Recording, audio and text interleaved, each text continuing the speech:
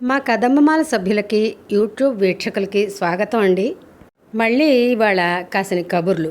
అయితే ఈవిడ ఎప్పుడూ పెద్ద తరాలు పెద్దవాళ్ళు తర్వాత తరాల వాళ్ళు ఇలాగా అలాగా అని ఇవే చెప్తుంది అని మీ అందరికీ అనిపిస్తుందేమో అని నాకే అనిపించిందండి.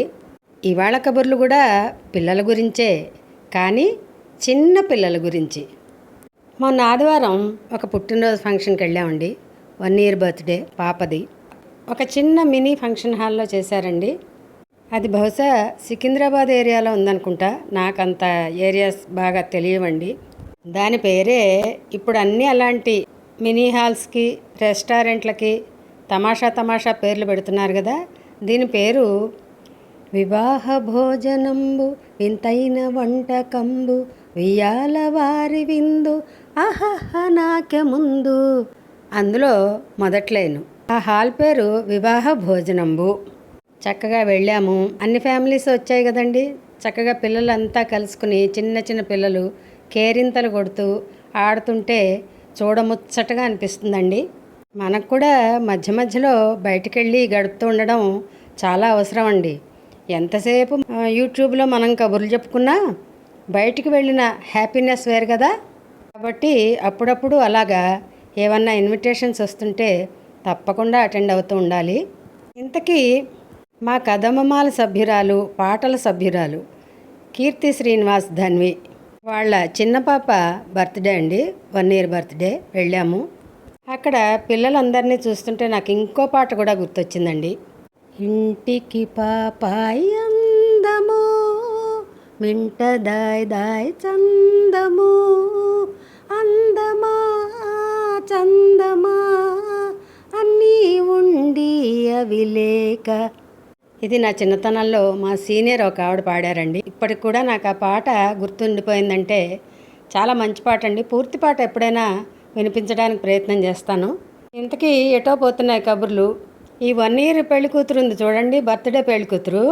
అది అసలు ఎంత హుషారంటే కొంతమంది పిల్లలు ఓ 10 మంది జనాన్ని చూసేటప్పుడు కొత్త చేసి ఏడుస్తూ ఉంటారు, చికాకు చేస్తూ ఉంటారు. ఇది అలా కాకుండా తల్లి తండ్రి చేతిలో ఒక్క నిమిషం కుదురుగా ఉంటే ఒట్టండి ఎంత హుషారంటే నవ్వడం, అందరి మొహాల్లోకి చూడడం, కాళ్ళు చేతులు ఆడించి నోట్లో పెట్టుకుని అన్నీ చింపేస్తూ కవర్లన్నీ. ఇప్పటి పిల్లలండి ఏదో అంటున్నారుగా, హైపర్ పిల్లలా ఏదో. అబ్బా చాలా హుషారండి. వాళ్ళ కజిన్స్, వాళ్ళ అక్క అందరూ కూడా పిల్లలంతా ఎంత హుషారంటే వాళ్ళు చేసే చేష్టలు చూస్తూ కాసేపు ఎంజాయ్ చేసాం. పెద్దవాళ్ళంతా కబుర్లు చెప్పుకున్నాం. ముఖ్యంగా ఇదిగో వీడిని గురించి చెప్పాలండి. వీడు మహాచురుకు. ఇప్పుడు ఈ 1 year బర్త్డే చేసుకుంది కదా పాప, దాని కజిన్ అన్నమాట. వీడు పురాణ కథలన్నీ చెప్పేస్తాటండి టకటక. ఆ పాత్రల పేర్లు, ఆ కథలు, ఏకలవ్యుడి కథ మొదలు పెట్టుకుని అన్నీ రకరకాల చాలా అనేకం చెప్తాట, శ్లోకాలు చెప్తాట. ఎందుకు చెప్తున్నానంటేనండి, పిల్లల్ని చిన్నప్పటి నుంచే పెద్దవాళ్ళు, ముఖ్యంగా తల్లిదండ్రులు మలవడంలోనే ఉందండి. ఎంతసేపు స్కూల్కి వెళ్ళాడా, ఇంగ్లీష్ మీడియంలో చదివాడా అది తప్పని నేను అంటలేదండి. ఇంటికి వచ్చాడా వాడిని మళ్ళీ రుద్దామా పాఠాలతో, ట్యూషన్స్తో, తర్వాత వాడు ఆటోమేటిక్గా టీవీకి అంటుకుపోయాడా, ఇదే జరుగుతోంది కదా ఎక్కువ శాతం.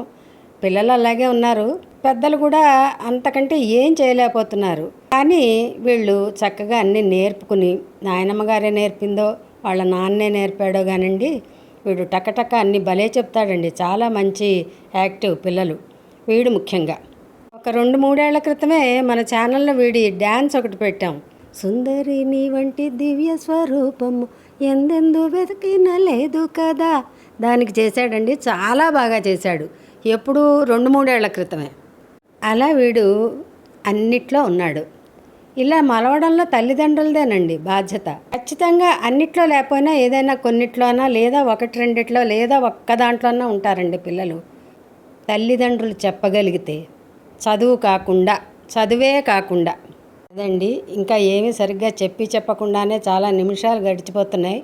మళ్ళీ ఇంకొకసారి ఇంకొన్ని కబుర్లతో కలుద్దామండి. ఉంటాను మరి.